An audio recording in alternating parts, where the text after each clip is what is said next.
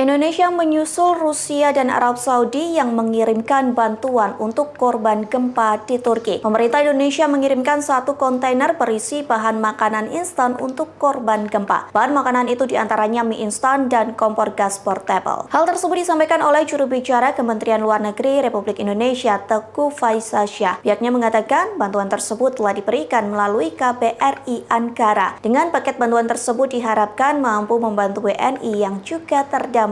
KBRI Ankara sendiri mengatakan bahwa bantuan tersebut mampu mengurangi beban WNI yang ada di Turki. Sementara Faizasyah juga menyinggung soal tim tanggap darurat. Pihaknya mengatakan pemerintah Indonesia masih akan membahasnya dengan kementerian terkait. Di sisi lain, pemerintah menyampaikan alasan Indonesia mengirim makanan instan. Alasan tersebut disampaikan oleh Duta Besar Indonesia untuk Turki, Lalu M. Iqbal. Ia mengatakan bantuan tersebut disesuaikan dengan kondisi di Turki saat ini.